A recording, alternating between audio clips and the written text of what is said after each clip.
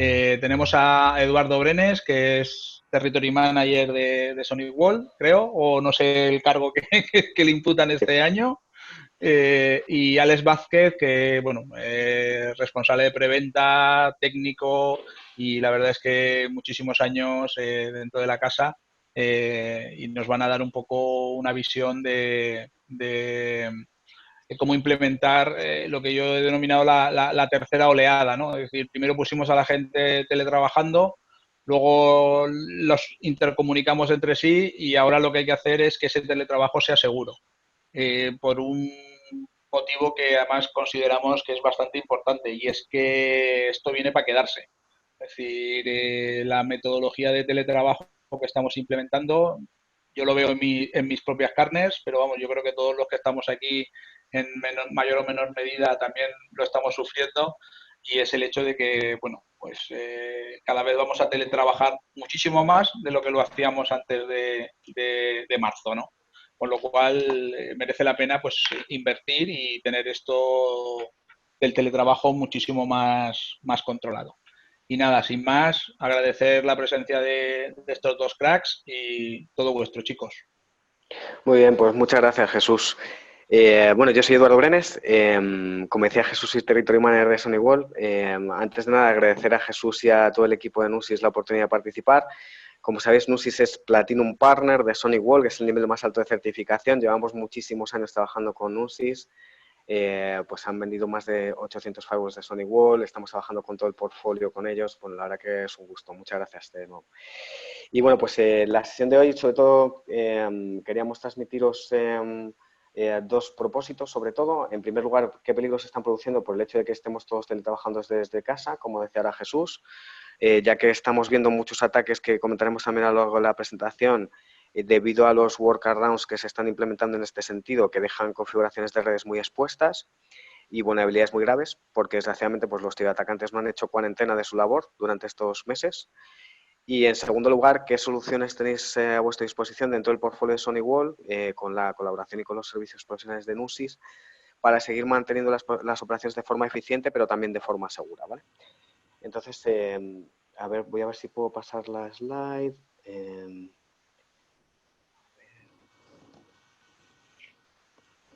Sí, bueno, pues simplemente para que los que no nos conocéis tanto, simplemente comentar que Sony Wall es una compañía que tiene más de 27 años de historia, somos el primer proveedor de firewalls a nivel mundial, hemos vendido más de 3 millones de firewalls, más de 1 millón de firewalls siguen vivos y están alimentando nuestra red global de respuesta ante amenazas que veis aquí.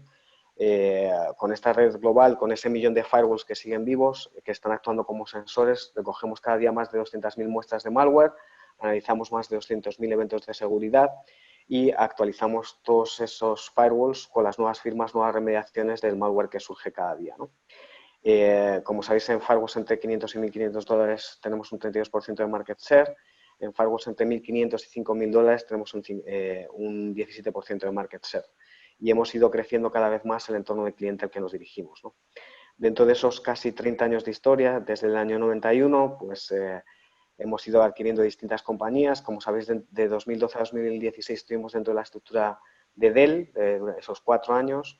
En 2016, cuando Michael Dell adquirió EMC Cuadrado, decidió darnos más autonomía. Seguimos muy ligados con Dell, bajo un contrato de OEM, por el cual Dell sigue OEMizando y comercializando las soluciones de Sony Wall, con lo cual la relación con Dell pues, sigue siendo muy estrecha, ¿no? Y como sabéis, pues disponemos de un portfolio muy avanzado en el entorno de ciberseguridad, desde lo que son el área de seguridad perimetral, de firewalls de próxima generación. Sabéis que nuestros firewalls pueden actuar como terminador de túneles VPN SSL, de manera que los usuarios remotos se puedan conectar a los recursos de la red utilizando el firewall como terminador, pero también tenemos unos appliances de propósito específico que son SMA, que os vamos a contar también a lo largo de la presentación de hoy, Secure Mobile Access, que permiten esta funcionalidad con un nivel de granularidad y con una robustez mucho mayor, ¿no? También tenemos también, como veis, puntos de acceso wireless. Tenemos un área de soluciones también de Endpoint Security con Capture Client, que está basado en el motor de SentinelOne, que hoy también os queríamos comentar rápidamente. Soluciones orientadas a seguridad del correo electrónico, de Email Security. Soluciones orientadas a seguridad en entorno cloud. Os queremos hablar también de una solución que se llama Cloud Application Security, que os va a gustar mucho, ya veréis. Y todo ello gestionado desde esa consola de gestión única que se llama Cacho Security Center, con la cual podemos gestionar todo el entorno de soluciones, ¿no? Como sabéis, nosotros tenemos un modelo de seguridad basado en capas, de manera que cada capa opera una fase distinta del ataque. Todas las capas tienen que ser trasvasadas para que el ataque sea satisfactorio, ¿no? Entonces, como veis, vamos aplicando las distintas capas de seguridad del firewall de próxima generación, aplicando también, haciendo Deep Packet Inspección de tráfico SSL, es decir, evaluando ese tráfico HTTPS, Google, Salesforce, LinkedIn, YouTube, todo a día de hoy, el 72% del tráfico a nivel mundial en Internet a día de hoy es HTTPS, entonces es muy importante analizar y desencriptar ese tráfico para evitar que una amenaza se tunelice a través de un canal cifrado, aplicando también la seguridad de correo electrónico, que sigue siendo el principal vector de amenaza, aplicando nuestro motor de sandboxing, nuestro Capture ATP, para evitar aquellas amenazas que sean de día cero o malware de nueva generación, incluyendo un motor adicional que luego comentaremos que es Real Time Deep Memory Inspection, que permite evaluar aquellas amenazas que permanecen latentes en memoria, ¿no?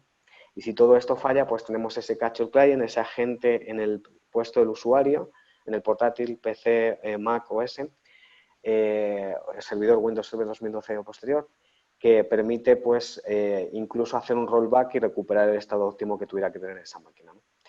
Entonces, bueno, esto lo vamos a ir comentando a lo largo de la presentación. Simplemente comentaros también un poco, sacar un poco la bola de cristal y haceros ver un poco cómo vemos nosotros el mundo post-confinamiento, aunque es muy difícil predecir cómo va a impactar esta situación a los distintos sectores de actividad, ¿no? Hay muchos estudios que están sacando la bola de cristal como para tratar de predecir cómo va a evolucionar la situación en cada sector, ¿no? Este, por ejemplo, que veis aquí es de Good Rebels y veis cómo a los distintos sectores de actividad cómo han impactado la cuarentena, cómo va a ser su recuperación y cómo va a superdigitalizarse ese sector, ¿no? Entonces, bueno, nosotros vemos que hay muchos clientes que se han puesto a un modo ralentí, a un modo hibernación, tratando de aguantar con la infraestructura tecnológicamente en producción, ¿no? Hasta evaluar un poco cómo evoluciona la situación. Sin embargo, vemos que hay áreas estratégicas de las que hoy más que nunca va a depender la continuidad del negocio, ¿no? Como es el área de acceso remoto seguro, ¿no? De hecho, pues en el caso de que en octubre se produzca una segunda oleada de coronavirus, las compañías van a tener ahora de junio a octubre, de estos 5 meses, para tratar de adecuar sus sistemas y que esta situación no vuelva a pillarles de improviso, ¿no? Y además, pues nosotros consideramos que un ciberataque pues ya podría resultar la puntilla final para una organización en esta situación, ¿no? Este es otro estudio de Deloitte. Y bueno, pues hay encuestas así como más positivas y optimistas, como la que ha elaborado la consultora de recursos humanos Hayes en la última semana de abril a más de 550 empresas, en la que un 55% de las compañías afirmaba que espera retomar el mismo ritmo de facturación en el plazo máximo de 6 meses, ¿no? Entonces, también afirmaba que el 43% esperaba recuperarla en medio año y el 12% pues, no había visto afectada su actividad en este estado de alarma, ¿no? Entonces, nosotros lo que vemos es que estamos embalsados pero no embalsamados. Es decir, que es como si nos hubieran metido en el congelador y que, bueno, pues que esperamos que la recuperación sea más rápida de lo que se esperaba, ¿no? Entonces, bueno, hemos pasado de un 5% de personas que teletrabajaban a un 100% del día para otro. Ha sido un mayor experimento de trabajar desde casa pero en real.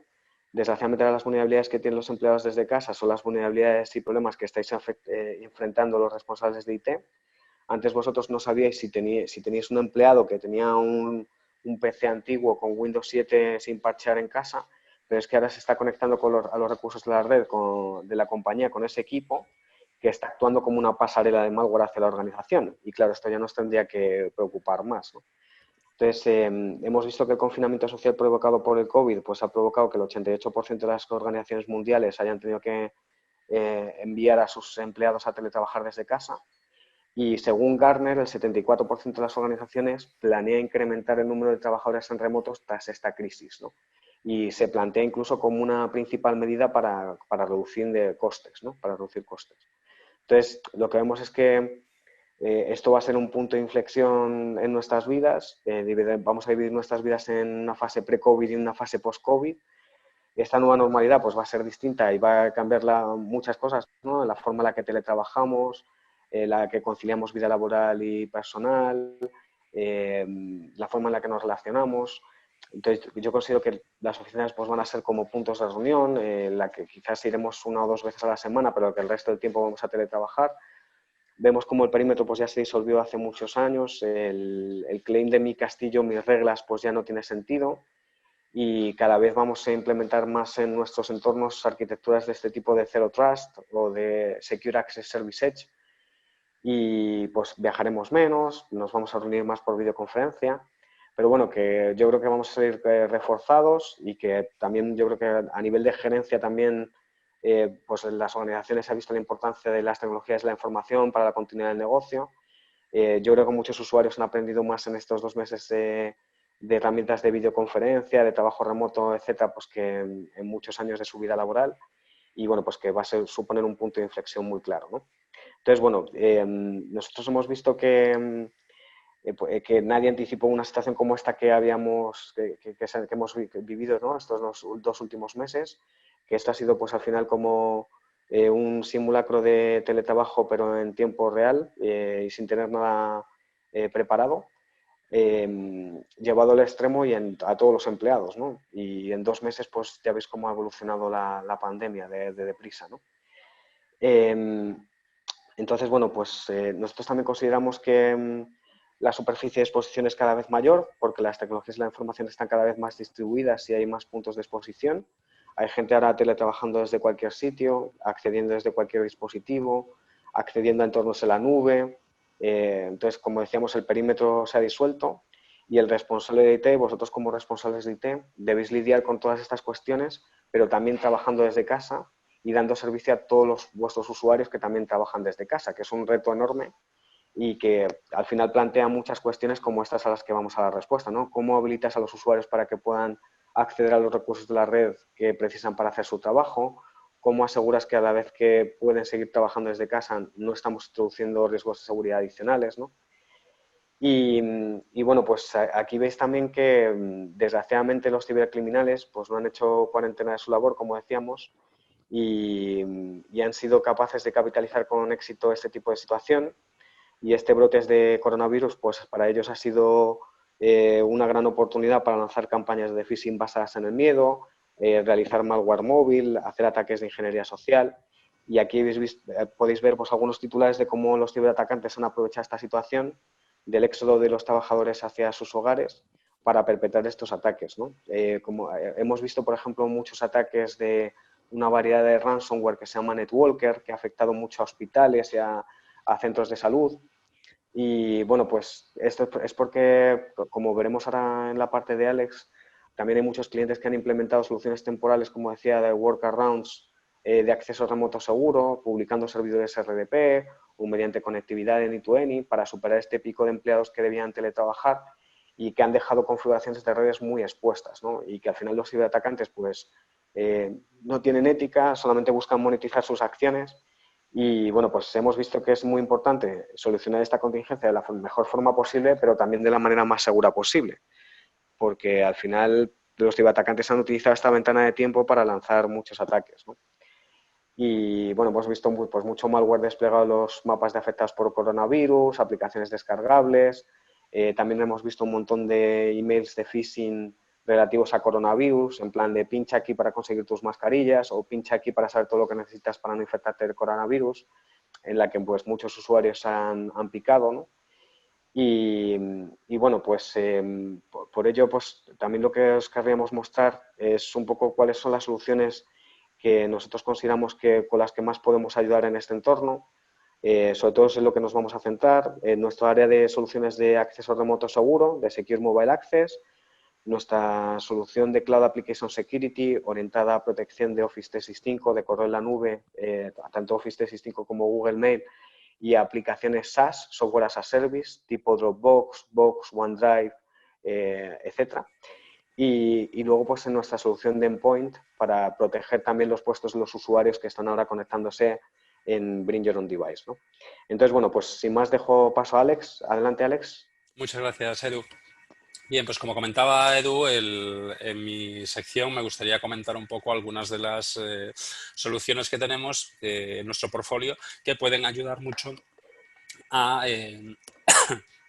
que pueden ayudar mucho a proteger los nuevos tipos de acceso que estamos viendo en todas las organizaciones, ¿no? Antes de comenzar, sí que me gustaría hablar un poco de las soluciones virtuales versus a las físicas, ¿no? Ya desde hace algunos años pues veíamos todos una tendencia hacia el mundo virtual que ha ido pues año tras año creciendo y tanto a nivel de nubes privadas, ¿no? como a nivel de nubes públicas como Azure o Amazon Web Service. Como otras tantas cosas desde que empezó el coronavirus y esto del confinamiento, pues hay, digamos, pues soluciones o cambios que se han acelerado. Este es uno de ellos. Aquí hemos visto que esa tendencia que había hacia ese tipo de soluciones virtuales, pues se ha acelerado con estos cambios. Perdonad.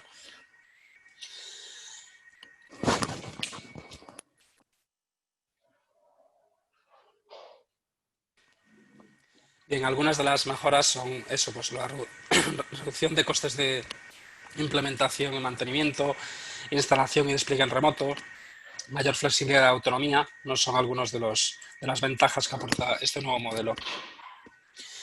En todo nuestro portfolio tenemos soluciones tanto en la parte de firewalls como en la de seguridad del correo, como de acceso remoto seguro. Tenemos tanto soluciones físicas como soluciones virtuales, ¿no? Y tenemos también la integración en nubes públicas como Azure o Amazon Web Service. Tenemos productos disponibles para ahí también, así como licenciamiento flexible, Pay as you go o Bring Your Own License. Vale, y a nivel funcional, pues la equivalencia es más o menos lo mismo, ¿no? Hay algunas pequeñas diferencias, pero más o menos es lo mismo a nivel funcional.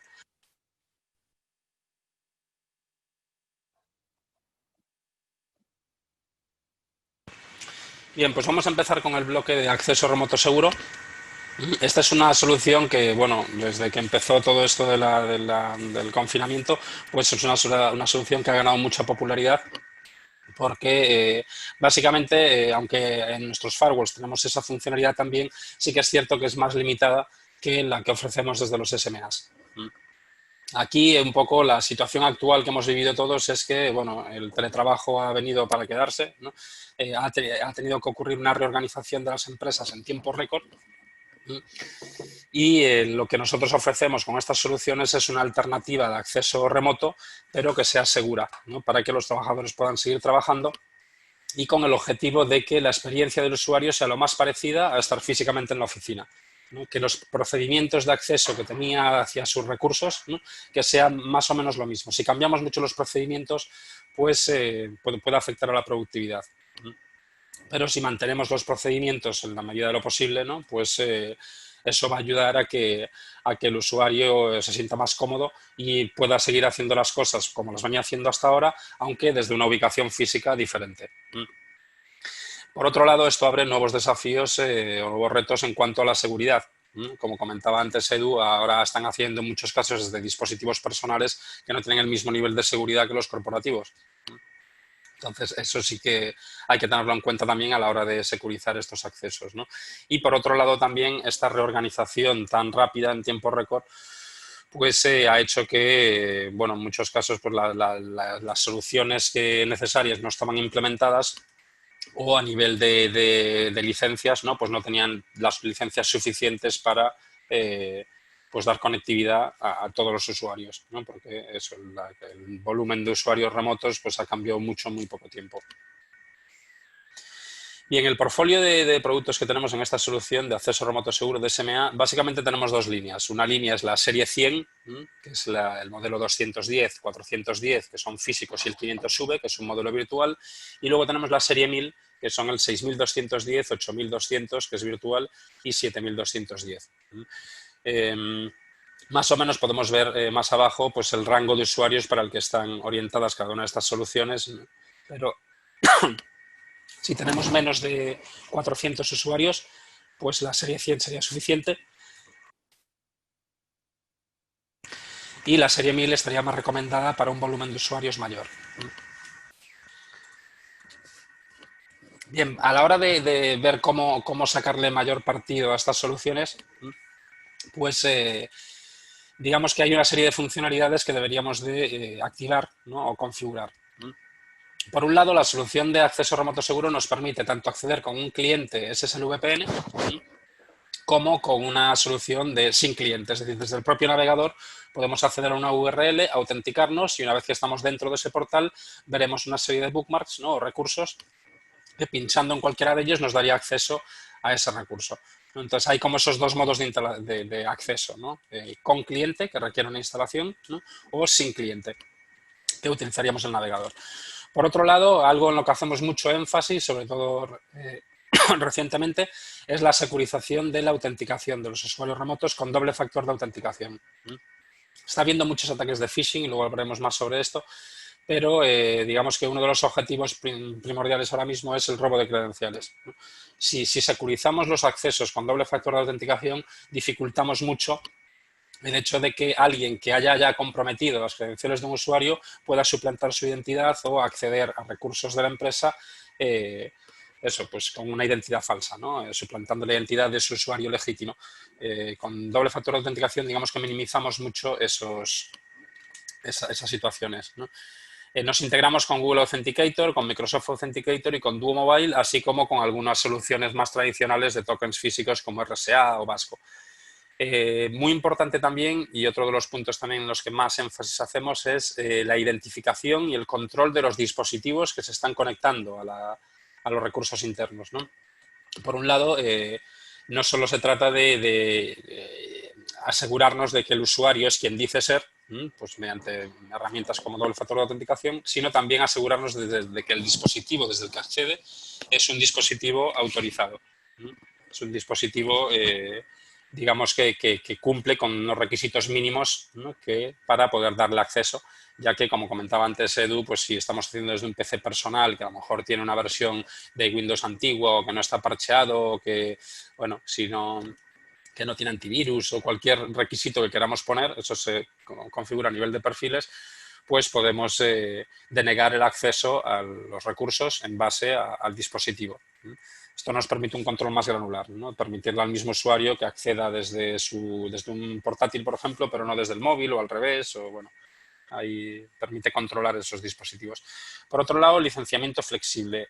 Tenemos un tipo de licencia que le llamamos Spike License, que nos ha venido muy bien ahora precisamente con todo esto que ha ocurrido, porque es una licencia que permite pues, desbloquear la capacidad del dispositivo al número máximo de usuarios que puede soportar durante un periodo de tiempo limitado, ¿no? Es decir, son licencias que tienen una duración de 30 días o 60 días, pero no tienen por qué ser consecutivos esos días.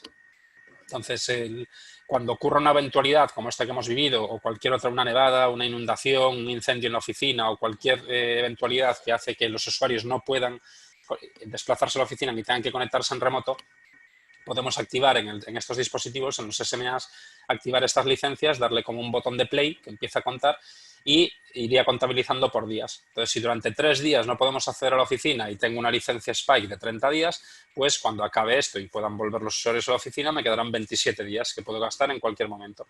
Si dentro de 3 meses, por ejemplo, durante una semana no se puede ir a la oficina por cualquier otro motivo, le doy al botoncito de play y otra vez puedo soportar el máximo número de usuarios.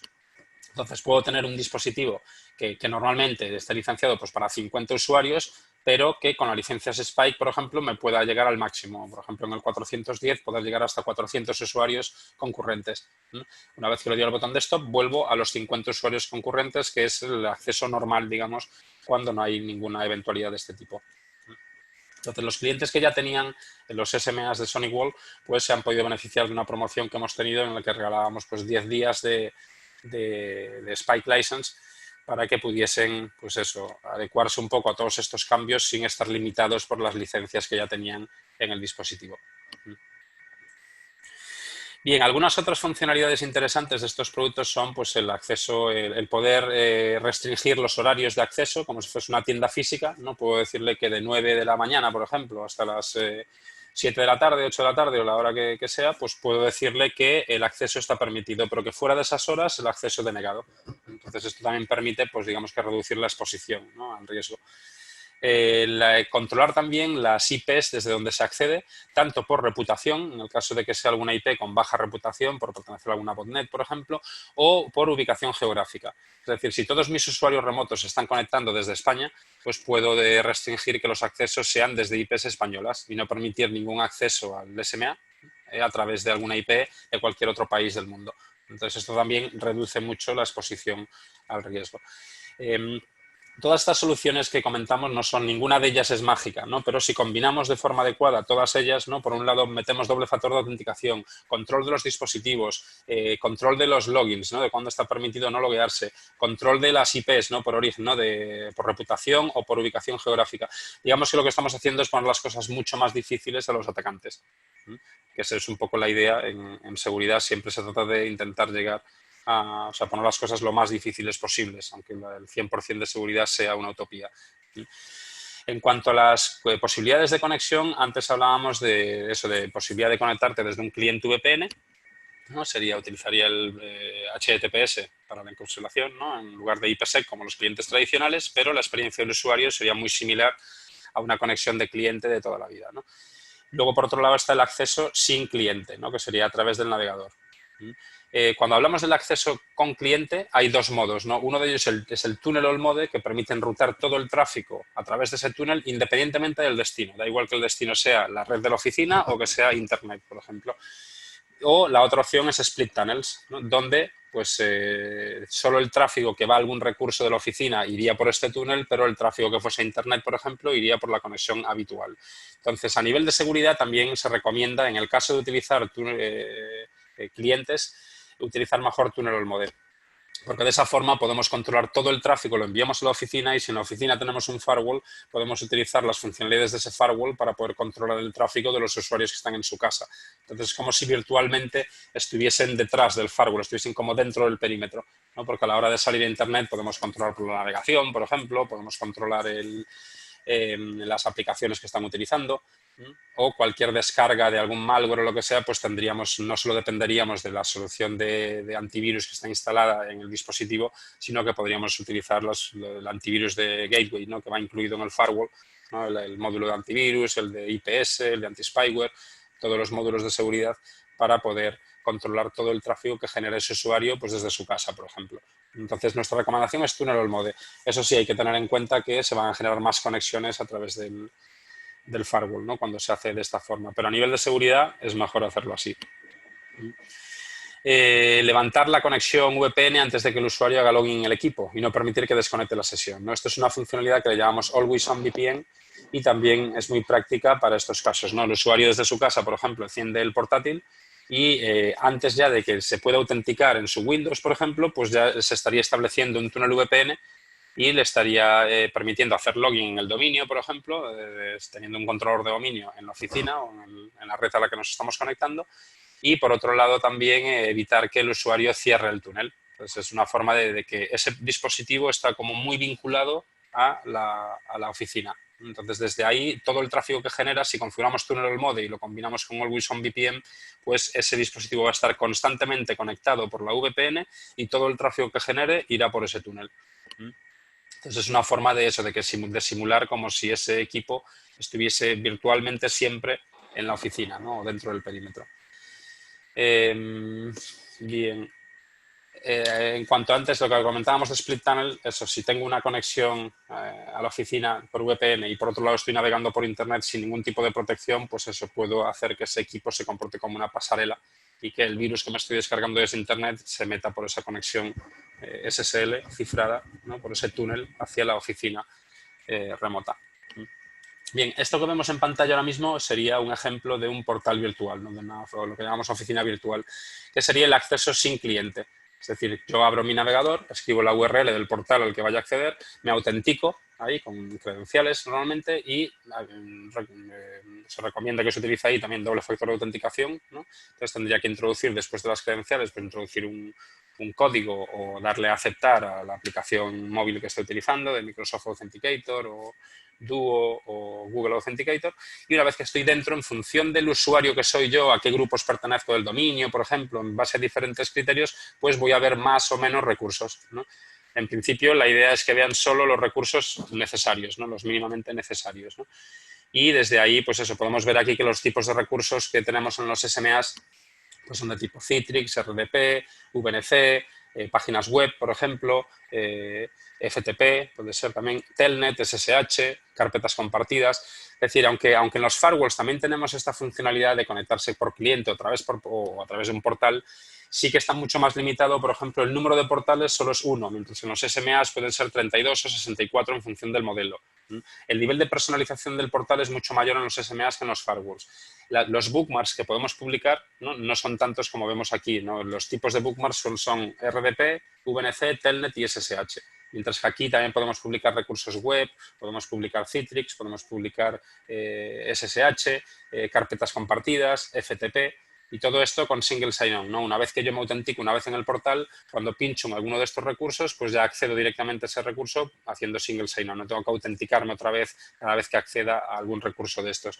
Y por otro lado, todos estos recursos son, bueno, existe la posibilidad de utilizar Java o ActiveX, pero también soportamos desde hace ya un par de años o más HTML5. Entonces, realmente es todo muy...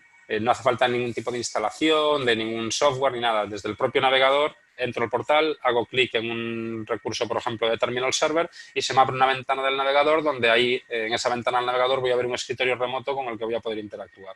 Entonces es todo muy sencillo y no requiere de instalaciones adicionales ni nada. Por otro lado, a nivel de seguridad, también este tipo de accesos, los accesos a través de bookmarks, en realidad dan un acceso más restringido, ¿no? Porque cuando hacemos una conexión con un cliente, aunque sí que podemos acotar mucho el acceso, ¿no? Y decirle que solo acceda a un IP, no tiene por qué ver toda la red el usuario, aunque se esté conectando con un cliente VPN, podemos darle visibilidad solo sobre un equipo. Sí que a la hora de controlar dentro de ese equipo, por ejemplo, si quiero restringirlo a varios puertos o incluso solo una aplicación, digamos que lo tengo más complicado, ¿no? Puedo crear reglas de acceso, sí, puedo limitar un poco eso, pero es como más... requiere como más trabajo el hacerlo de esa forma. Mientras que cuando se hace con bookmarks, realmente solo el bookmark que publicas es solo el acceso que tiene. No puedes hacerle, digamos, si tengo publicado un recurso de RDP, no voy a poder acceder a ese recurso a través de FTP, a través de hacerle un PIN, por ejemplo. No voy a poder comunicarme con ese equipo más que a través del bookmark que yo tengo definido.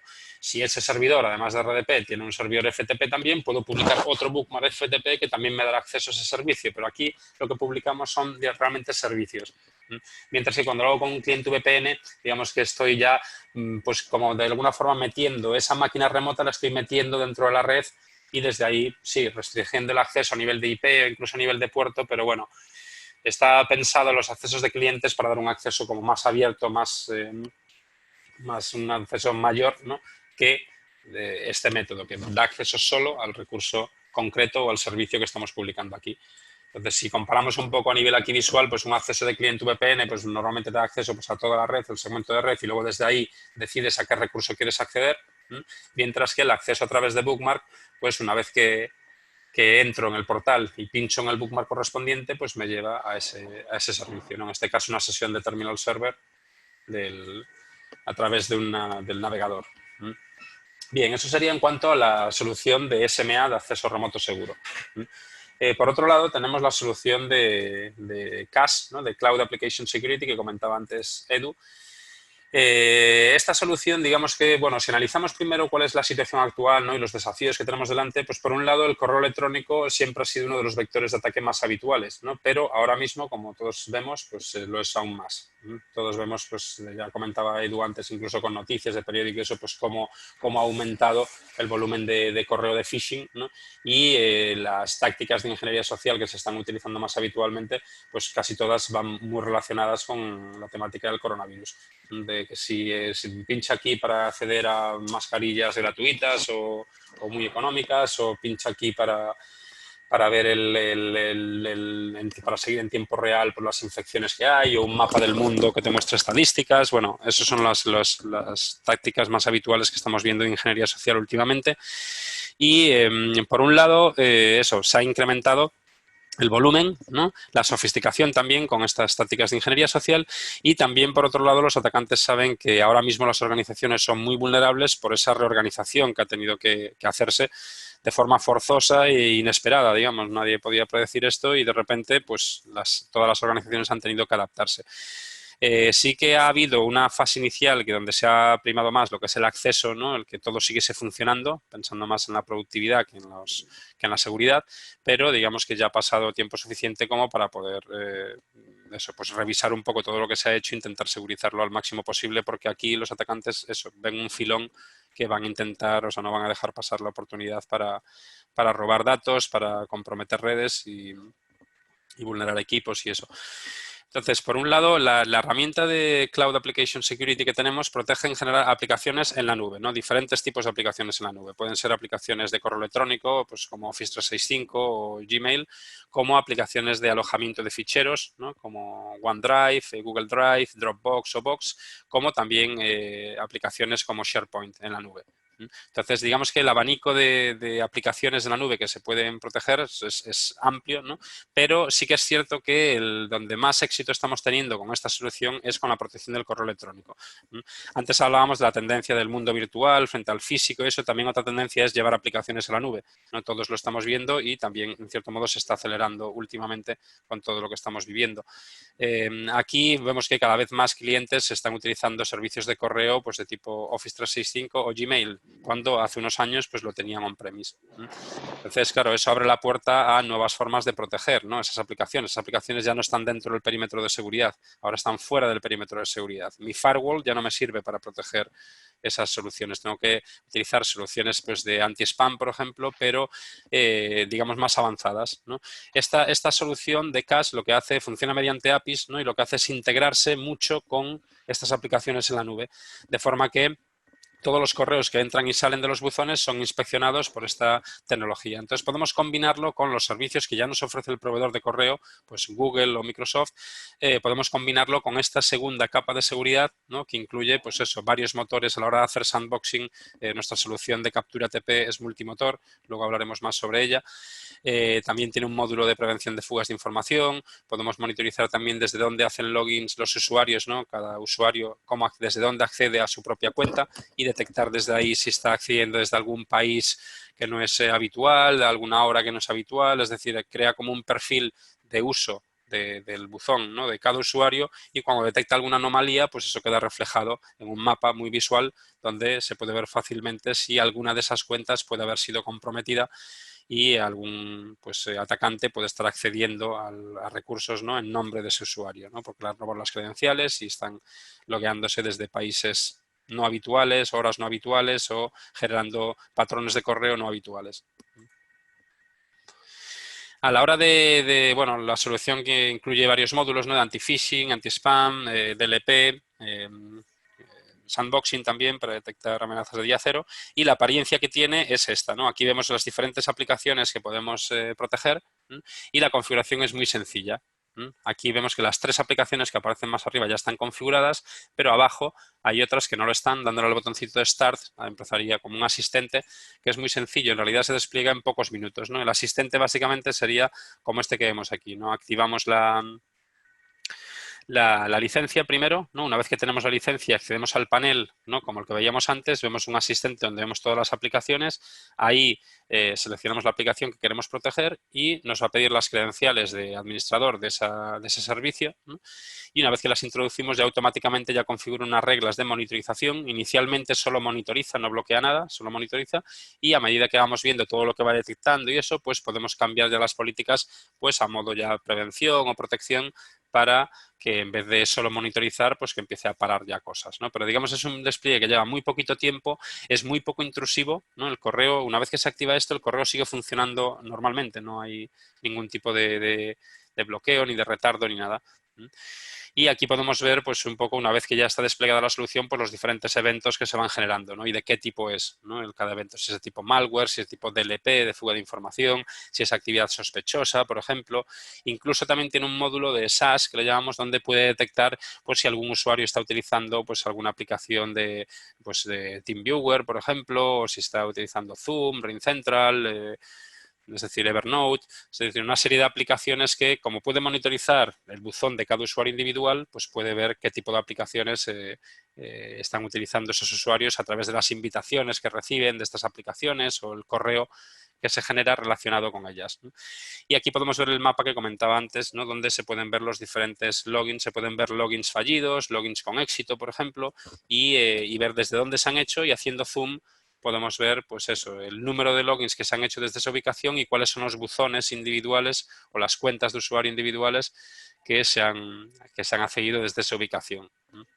Entonces ayuda mucho a ver, a entender bien eso, no solo ya como una solución tradicional de correo, no solo si es spam o si es phishing y tal, sino también eso, si en algún caso alguna cuenta ha sido comprometida, pues una solución tradicional pues no lo percibiría, porque solo detectan phishing, spam, virus, pero no miran desde dónde ha hecho login ese usuario, por ejemplo, o qué hábitos tiene de acceso a su cuenta.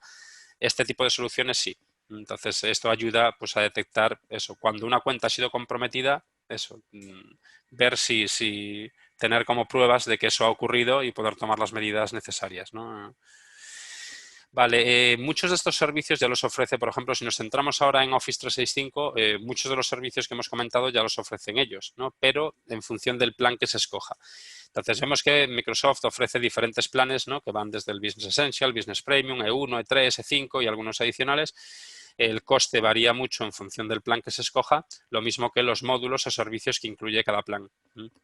Pero incluso en el plan, en el E5, que es el plan creo que el más completo que tienen, aunque pueda parecer que hay un solapamiento a nivel funcional, realmente, en nuestra opinión, digamos, es conveniente tener una segunda capa de seguridad porque, por ejemplo, los motores que se utilizan ya son diferentes. Los de análisis de virus, los análisis de phishing son diferentes. Entonces, cuando uno falla, el otro puede suplir esa carencia o tener un doble veredicto que ayude a securizar más el recurso que se quiere proteger. Por otro lado, en nuestro caso, por ejemplo, nuestro motor de sandboxing ya es multimotor, o sea que solo con el motor que tenemos de captura TP, ahí ya estamos utilizando varios motores. Si encima lo combinamos con el que ofrece Microsoft, pues mejor todavía.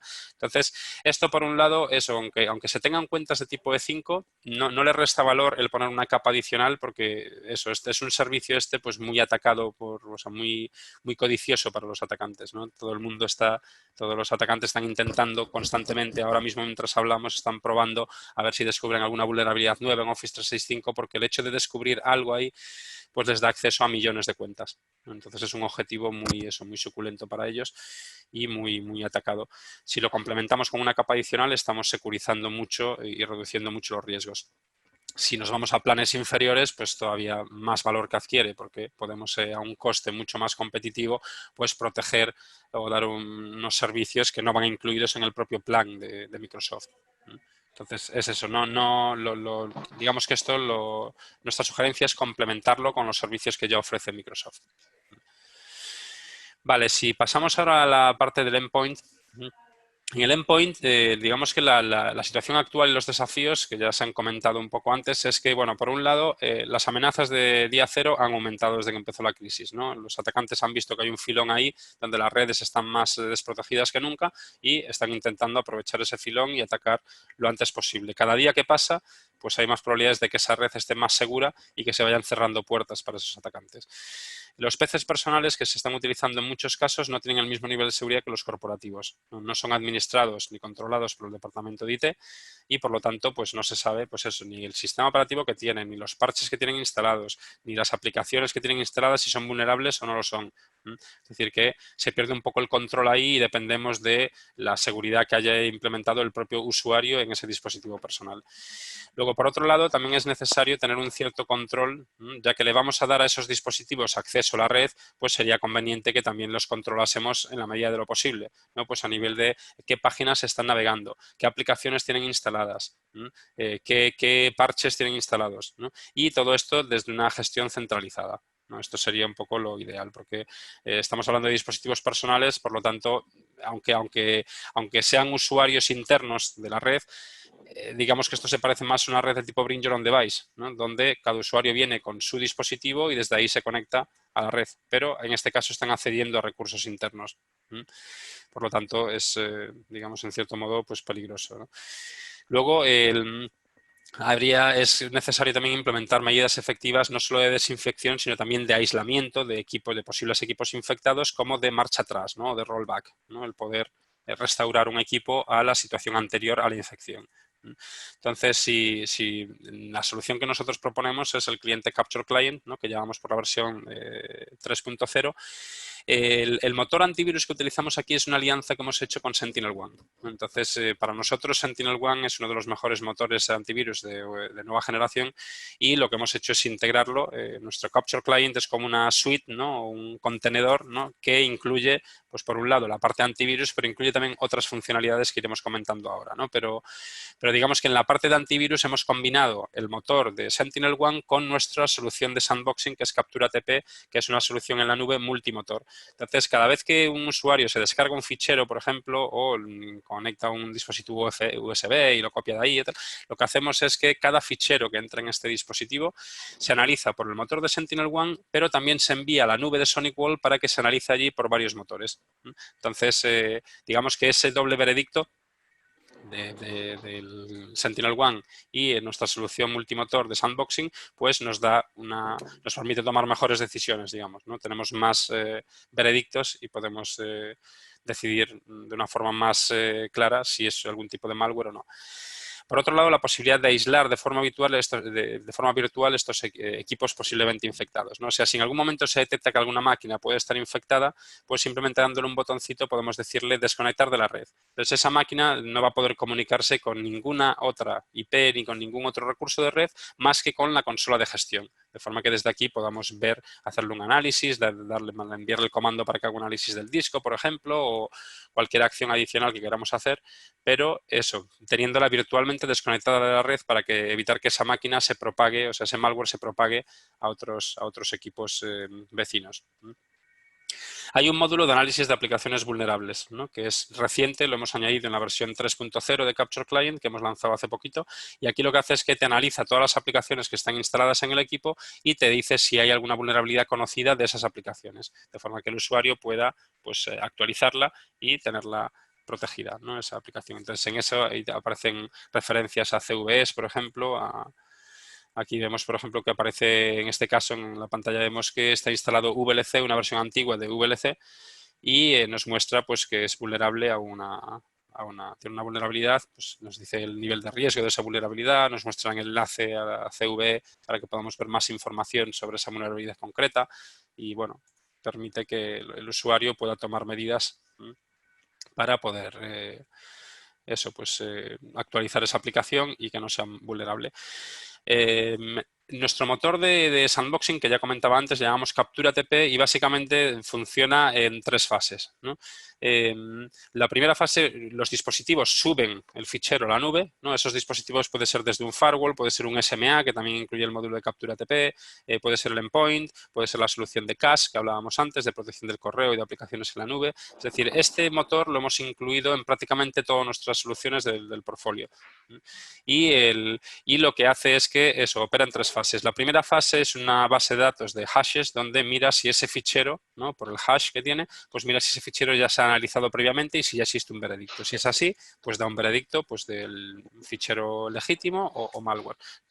Si no, pasa una segunda fase donde se analiza por unos más de 60 motores antivirus, un servicio parecido a VirusTotal, ¿no? Donde hay más de 60 motores antivirus que lo analizan por si se trata de algún malware conocido.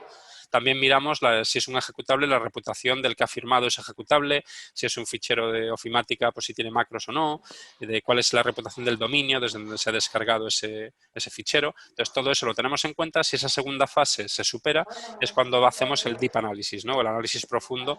Y aquí es donde utilizamos 4 motores diferentes. 2 de ellos son propietarios, ¿no? Y otros 2 son de terceros. Cada sistema cada motor de sandboxing que utilizamos aquí utiliza una técnica muy diferente de las otras, ¿no? De forma que no son 4 motores que trabajan de la misma forma, son 4 motores que trabajan de formas muy diferentes, ¿no? A nivel de hipervisor, otro hace emulación, virtualización o RTDMI, que es un motor patentado de SonicWall, que es Real Time Deep Memory Inspection, que lo que hace es inspeccionar la memoria y todos los comandos que se van ejecutando a nivel de procesador, ¿no? Entonces, este último motor, el de RTDMI, ha dado especialmente buenos resultados con ficheros, con ataques de tipo fileless, ¿no? Donde no hay ficheros, ¿no? Son ataques que se ejecutan directamente desde memoria, y con ataques de tipo side channel a procesadores, por ejemplo, Intel, como hemos visto en los últimos 2-3 años, como cada cierto tiempo va surgiendo, se va descubriendo una nueva vulnerabilidad, ¿no? Entonces, en eso, concretamente este motor es especialmente bueno en eso. Los otros motores, cada uno tiene sus fortalezas y sus debilidades. Entonces, combinando todos ellos, porque eso, lo de sandboxing está muy bien, pero no son perfectos como nada en seguridad, ¿no? Se pueden evadir también.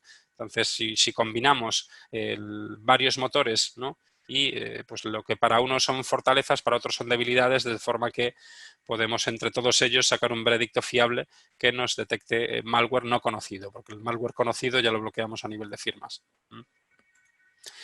Bien, hay un módulo también en el propio cliente que es un módulo de filtrado web, ¿no? Este módulo de filtrado web, que es el Content Filtering, es muy similar al que tenemos ya en los propios firewalls, ¿no? Tenemos más de 56 categorías, soporta también listas blancas y negras de dominios y se pueden generar las políticas de forma centralizada a través de este panel de gestión, ¿no? Que nos permite gestionar pues, todo el parque de endpoints, ¿no? De clientes antivirus. Esta sería la vista desde el propio cliente, ¿no? Desde el lado del cliente, cuando hay algún bloqueo, pues podemos verlo aquí como una especie de log de bloqueos. Veríamos el usuario vería una página web de bloqueo, ¿no? Donde le dirá que no puede acceder a esa página web y las razones por las que no puede. Y vería también como una especie de pop-up, ¿no? Que le aparecería diciéndole que el cliente, el Capture Client, ha bloqueado una página web. Entonces, creemos que es importante, especialmente ahora también, el poder controlar la navegación de los usuarios, especialmente cuando están haciendo desde sus casas con PCs personales. Bien, además de eso, hay una funcionalidad que tiene muy interesante, es la de rollback. Es decir, en el caso de que se hayan superado todas estas capas, ¿no? Y que finalmente el equipo se haya infectado, pues tenemos la opción de hacer rollback. Es decir, si esta funcionalidad tiene más que ver quizás con con ransomware es especialmente útil, porque si el Capture Client detectase algún proceso que ha empezado a cifrar discos, pues lo para, lo elimina y hace un rollback de esos ficheros que ya están cifrados, pues los devuelve a su estado anterior, apoyándose en el servicio VSS de Microsoft, ¿no? También tiene funcionalidades de EDR, ¿no? Y permite visualizar de forma gráfica pues permite visualizar de forma gráfica, pues pues cuando ejecutamos un fichero, cuál es la secuencia del flujo de ejecución que sigue ese fichero, ¿no? Podemos ver a qué librerías llama, qué procesos nuevos crea, si crea entradas en el registro, y podemos en cada uno de estos nodos, ¿no? Que vemos a nivel gráfico, podemos pinchar y nos da más información sobre eso, sobre cuál es el nombre del proceso, cuál es la ubicación, si ha utilizado argumentos o no, si ha tenido que crear entradas en el registro. Todo eso lo vamos viendo aquí de forma detallada. Bien, y estas son algunas capturas de pantalla, ¿no? De la parte de filtrado web, las diferentes categorías que tenemos, ¿no? Y un poco la interfaz del usuario. Bien, pues todas estas soluciones se pueden gestionar desde un único panel, ¿no? De gestión centralizada como este que vemos aquí, ¿no? En SonicWall tenemos una herramienta que le llamamos Capture Security Center o CSC, que es accesible a través del dominio cloud.sonicwall.com. Entonces, todos aquellos que tengáis una cuenta de MySonicWall, ¿no? Tenéis acceso a este recurso, ¿no? Lo único que tenéis que ir a cloud.sonicwall.com. Entonces, desde ahí introducís vuestras credenciales de MySonicWall y accederéis a un panel similar a este.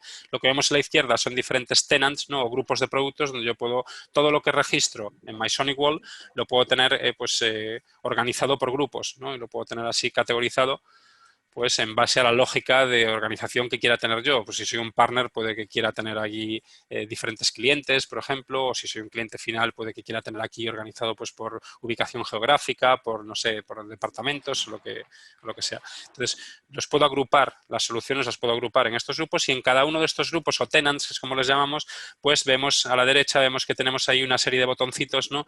Pues que nos permiten desde hacer management de los firewalls, ¿no? Gestión centralizada de múltiples firewalls, reports y analytics también de los firewalls, ¿no? Donde nos da, cada firewall reporta información, ¿no? Y nos muestra ahí, pues eso, informes de todo tipo de navegación, de ataques, tal, analítica también para poder hilar fino y poder ir al detalle. Tenemos también ahí el botón de Capture Client, pero en ese tenant me aparece en gris porque justo en ese no tengo la licencia activada, ¿no? En la captura de pantalla que hice. Luego tenemos de CAS, el módulo de CAS Shadow IT, que nos muestra informes sobre el uso que están haciendo los usuarios de aplicaciones en la nube.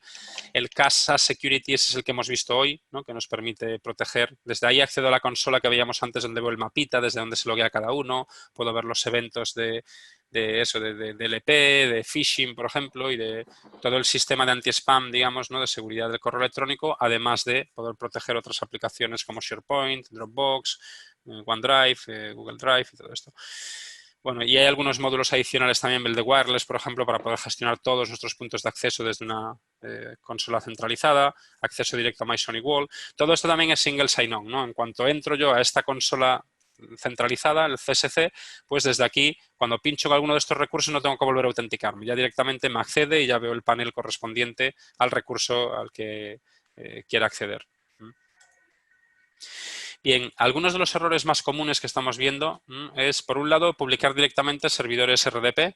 ¿no? Esto es un error garrafal, digamos, aquí es una vía de entrada muy fácil para todos los atacantes. Hay una vulnerabilidad que es más o menos reciente, que es la de BlueKeep, ¿no? Que permite ejecutar código, ¿no? remoto a través de RDP. Por lo tanto, es una forma pues, muy fácil de tomar control de un equipo que esté publicado por RDP al exterior, ¿no? Al mundo entero. Por lo tanto, ahí nuestra recomendación es utilizar pues algún acceso más securizado como los SMAs, ¿no? Ya sea a través de clientes SLVPN como a través de portal, como veíamos antes. Otro de los errores, pues dar a todos los usuarios el mismo nivel de acceso.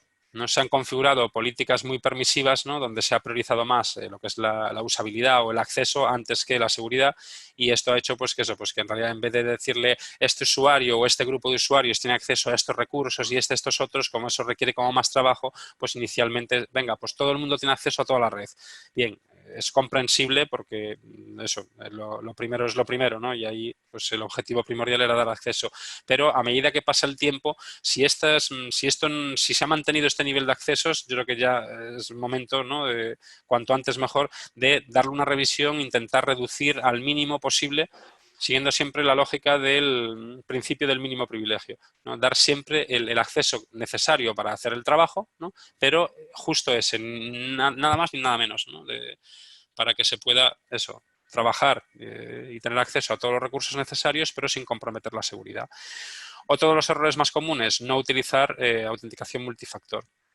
No, esto es un error también grave porque si lo único que está protegiendo un recurso son las credenciales de un usuario, con todos los ataques de phishing que está habiendo, ¿no? Y con la guardia baja que tienen los usuarios, sobre todo con todo lo que tiene que ver con coronavirus, es que es muy probable que cualquier usuario de la organización reciba un correo de phishing diciéndole pincha aquí para conseguir máscaras gratis o mira las estadísticas en tiempo real de esto, pinchará en ese enlace, introducirá unas credenciales, las credenciales suyas propias y le robarán las credenciales. A partir de ahí, ese usuario va a poder suplantar la identidad el atacante va a poder suplantar la identidad del usuario de una forma muy sencilla si no tenemos medidas adicionales como la de doble factor de autenticación. Soluciones de antivirus obsoletas o basadas en firmas, ¿no? El volumen al que crece el malware cada día. Recibimos, pues eso, 20.000 nuevas firmas estamos creando, o sea, son miles, hablamos de miles de nuevas muestras cada día. Entonces, es imposible mantenerlo. A nivel de firmas, sí que se siguen utilizando, ¿no? Y todos los días añadimos unas 20.000 o 30.000 firmas nuevas a nuestros servicios de antivirus y de IPS, pero no es suficiente, ¿no? Es necesario utilizar herramientas de tipo sandboxing que analicen más el comportamiento y patrones para poder detectar amenazas de día cero o amenazas nuevas. Otro error común, controlar a los usuarios, pero no controlar a los dispositivos. Es decir, pues en muchos casos tenemos muchos clientes que están utilizando los firewalls para conectarse, para dar acceso remoto a la red, ¿no? a la organización, ¿no?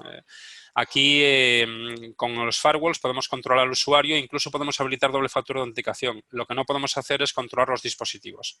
No dispone del módulo de Endpoint Control ni el de Device Management para poder controlar los dispositivos que acceden. Entonces, bueno, estamos confiando en los usuarios, pero no estamos confiando, estamos confiando en cualquier dispositivo que utilice ese usuario. Y luego, por otro lado... Alex, Sí. perdona, precisamente una de las preguntas que nos hacían ahora es la parte esta de endpoint control, de cómo podemos establecer políticas de endpoint control en los SMAs, en los Secure Mobile Access. Si quieres aprovechamos y contestas ahí. Sí, pues sí. A ver, a la hora de... Va por perfiles, ¿no? Digamos que cuando hablamos de control del dispositivo, hay dos funcionalidades aquí en los SMAs. Una de ellas se llama Device Management, la otra es Endpoint Control. La de Device Management es una funcionalidad más a demanda, es decir, cuando el usuario se conecta por primera vez, ¿no? Pues desde un dispositivo nuevo, desde un dispositivo que nunca se haya conectado antes, ¿no? Pues eso le dice, espera un momento mientras autorizamos tu petición. Y los administradores reciben una notificación donde les informa sobre cuál es el equipo que se está intentando conectar, ¿no? Qué tipo de dispositivo es, qué sistema operativo tiene y alguna información adicional. Entonces, en base a eso, se puede autorizar o no autorizar, pero es una autorización que se hace a demanda. Es decir, no va a poder conectarse hasta que un administrador explícitamente le diga puedes conectarte, la apruebo o rechazo esta conexión. Sí que es cierto que se puede automatizar y decir, vale, si después de X tiempo no has tenido respuesta, pues autoriza o rechaza. Pero eso puede ir bien en entornos como el de ahora, como tipo Bring Your Own Device, donde es eso, no se trata de un equipo corporativo donde podamos decir, pues tienes este antivirus instalado, tienes este otro, donde hay una política común, ¿no? Para detectar si es un equipo corporativo o no. Entonces, bueno, quizás dé más trabajo esa opción porque requiere más intervención manual del administrador, autorizando o rechazando esas peticiones de acceso desde dispositivos nuevos, pero en entornos donde no controlamos el punto final, pues puede ser más adecuado ese método, ¿no? El Device Management. Por otro lado, tenemos otra funcionalidad que llamamos Endpoint Control. Y aquí esta sí que va por perfiles, ¿no? de dispositivos. Yo aquí, por ejemplo, si en mi organización resulta que el antivirus que utilizamos es el Capture Client, por ejemplo, y el dominio al que pertenecen es el de sonicwall.com, por ejemplo. Los equipos tienen que pertenecer a ese dominio. Si también para identificarlo como equipo corporativo tiene que tener un determinado certificado o tiene que tener un determinado firewall personal instalado o un proceso en memoria o una entrada en el registro. Es decir, puedo monitorizar un montón de aspectos diferentes y decidir yo, pues para que un equipo sea considerado corporativo, tiene que cumplir con tener este antivirus, tener este sistema operativo con este parche, tener esta entrada en el registro, pertenecer a este dominio y las que yo quiera, y puedo combinarlas todas y decir, vale, si cumples con todo esto, eres un equipo corporativo y te voy a dejar acceder, ¿no? Si no, te rechazo la conexión. Entonces, por eso comentaba antes que si se va a hacer desde equipos personales, claro, ahí perdemos un poco el control. Ahí cada equipo personal pues puede tener un antivirus instalado u otro, puede tener un sistema operativo u otro, entonces es más difícil, digamos, establecer una política común y decir, vale, para que yo te permita el acceso tienes que tener este antivirus o tienes que pertenecer a este dominio, porque son máquinas que ni pertenecen al dominio, el antivirus que tienen, cada uno habrá escogido el que haya querido. Entonces, claro, es un poco más la jungla, ¿no? No hay ese control como hay en los dispositivos corporativos. Por eso, Endpoint Control quizás tenga más sentido para entornos corporativos y Device Management para entornos tipo Bring Your Own Device. Pero bueno, que aquí eso depende de cada caso particular, pues se puede... se puede forzar también a que los usuarios instalen un determinado antivirus y tener ese tipo de políticas. Es decir, vale, voy a hacer endpoint control con los equipos personales, pero les voy a requerir que se instalen en Capture Client, por ejemplo, o ese tipo de políticas. Vale, bueno, otro de los errores comunes que comentábamos es ese error de dimensionamiento, ¿no? Los entornos no están preparados para la sobrecarga de conexiones remotas. En muchos casos hemos visto pues, que que a lo mejor estaban utilizando un firewall para el acceso remoto porque cumplía con los requisitos iniciales, pero claro, en el momento en el que ha habido todo este cambio y todos los usuarios han empezado a trabajar desde casa, pues eso, los equipos pues a lo mejor no tenían licencias suficientes y han tenido que comprar licencias. A lo mejor el volumen de conexiones era muy alto y el firewall no ha podido aguantar bien la carga porque no estaba dimensionado para ese uso que se le ha dado de repente. El uso era otro tipo de uso. Cuando se hizo el dimensionamiento inicial, pues el entorno era diferente y al cambiar el entorno, pues bueno. Entonces, bueno, aquí esa es nuestra recomendación para el acceso remoto seguro, es utilizar SMA por todas las funcionalidades añadidas que tiene y porque está diseñado específicamente para esto. Y bueno, en la parte de clientes, eso, Capture Client, que está basado no solo en firmas, sino en comportamiento también. Vale, para acabar ya hay una serie de recursos útiles, ¿no? LeafDemo, para los que no lo conozcáis, es un recurso que tenemos en leafdemo.sonicwall.com. Es un laboratorio, digamos, público y gratuito, ¿no? Donde se puede acceder aquí a cualquier producto de de SonicWall, no solo a los firewalls, ¿no? sino también a las soluciones que tenemos de SMA, de wireless, de correo electrónico.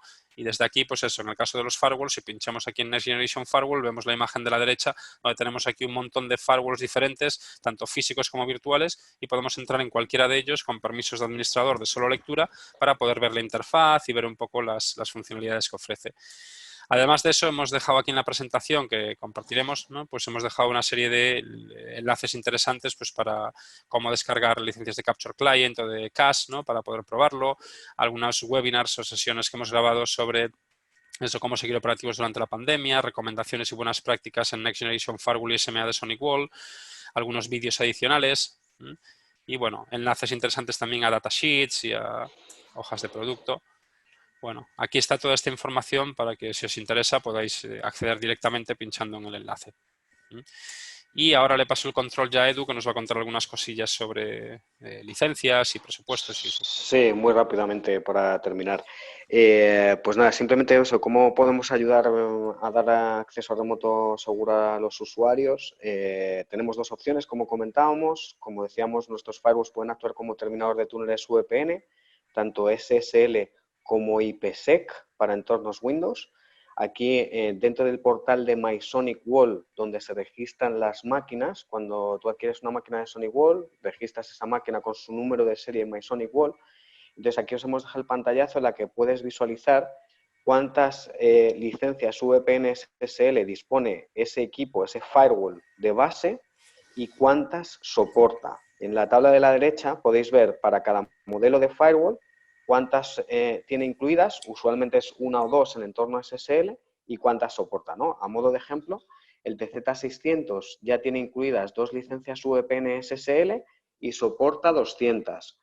Y tiene incluidas 2 licencias IPsec, Global VPN, Global Client, para entorno IPsec, para entorno Windows, y soporta hasta 25, ¿no? Entonces, ya tenéis esa información ahí que os puede venir bien, ¿vale? Las licencias VPN, tanto SSL como IPsec Global Client, son perpetuas, el soporte se asocia al firewall y además se pueden cambiar. Tú te compras otro firewall dentro de 2 años, te puedes llevar esas licencias VPN que compraste en su día, te las puedes llevar al nuevo firewall, con lo cual pues es ideal, ¿no?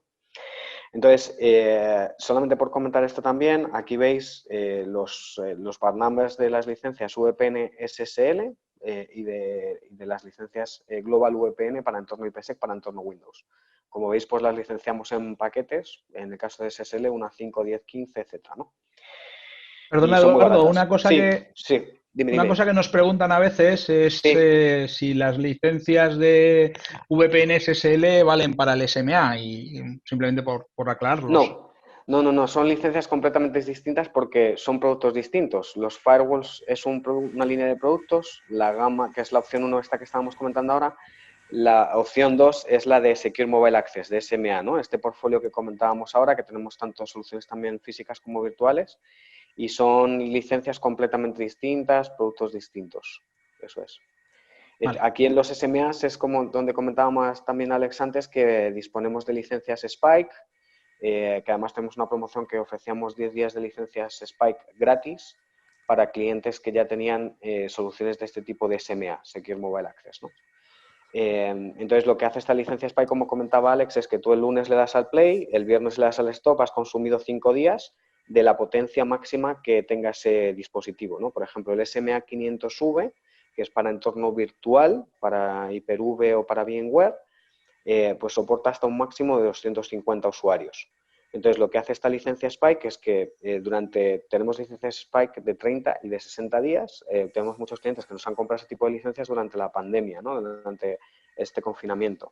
De manera que si tú compras 30 días, lo que haces es que desbloqueas la potencia máxima del equipo, esos 250 usuarios que te da el SMA500V durante esos 30 días, si has comprado la de 30 días, durante 30 días laborables, porque tú le puedes dar al play y al stop, hasta 250 usuarios de forma concurrente se podrían conectar a los recursos de la red utilizando este SMA500V. El 251 ya no entraría, o sea, son 250 usuarios concurrentes, ¿vale? Entonces, esta es una solución ideal porque te permite, pues, en situaciones así de contingencia, poder establecer esto. Bueno, y aquí veis un ejemplo de configuración para que veáis que es un entorno que es bastante económico. Este es el SMA500V con 5 usuarios de base, 5 usuarios que de forma habitual se van a conectar a los recursos de la red utilizando este SMA500V. Y podemos comprar una licencia Spike. En este caso, por ejemplo, como tenemos esta promo de 10 días, pues es gratis una vez. Y bueno, pues el soporte asociado, ¿no? Como veis, por unos menos de 700 euros, pues podríamos utilizarlo. Tenemos licencias temporales, como sabéis, de SMA500V. Como veis aquí os hemos dejado también 2 vídeos de cómo instalar y activar una licencia temporal de SMA500V que permitiría el acceso de hasta 50 usuarios de forma concurrente durante 30 días para que probéis la solución. Entonces, con esto también hemos ayudado a mucha gente porque al menos durante 30 días, pues en entornos PyME, hasta 50 usuarios les valía y podían conectarse a los recursos de la red utilizando la solución, ¿no? Y bueno, pues hasta aquí más o menos lo que os queríamos comentar. Disculpad que nos hemos ido un poco de tiempo. Aquí tenéis las... Quería comentar solo una cosita, Sí, solo quería comentar una cosita con relación con la trial que comentaba ahora Edu. Si estáis interesados, tendríais que enviarnos un correo a spain@sonicworld.com, ¿no? Spain de España, spain@sonicworld.com, y desde ahí os lo generamos, nada, en unas horitas. Normalmente lleva en el mismo día, os la podemos conseguir y tendríais 30 días para probar la solución y eso, ver si encaja con vuestras necesidades. Y nada, pues por supuesto aquí tenéis las direcciones de correo electrónico de Alex y mía, pero bueno, que con Jesús Pérez, a que todos conocéis, pues estamos muy sincronizados, hablamos todos los días, así que lo que necesitéis, pues a vuestra disposición. Jesús os remitirá esta presentación con todos los enlaces. Si os surge cualquier otra duda, cualquier comentario, pues para ayudaros. Si tenéis alguna pregunta ahora adicional que queráis hacer, hemos intentado ir respondiendo las preguntas que nos habéis ido haciendo por el chat, pero bueno, si tenéis alguna adicional, pues para lo que necesitéis. Jesús, no sé si estás ahí.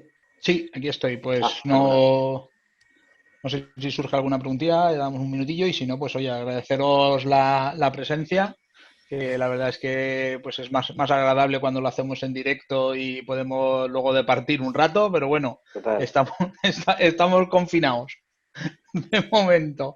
A ver si nos da ya, digamos, algo de tregua. Y lo dicho, muchas gracias a todos, clientes y no clientes, por asistir. Y os mandaré la presentación, como dice Eduardo.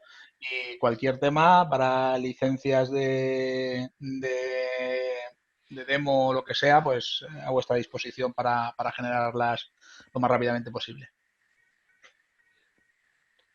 Pues muchas gracias, Eduardo. Muchas gracias, pues Alex. Nada, a vosotros. Jesús. Estamos en contacto. Un abrazo a todos. Por todo. Un abrazo. Muchas gracias. A todos. Cuidaros mucho. Un abrazo. Chao. Gracias. Chao, chao, chao.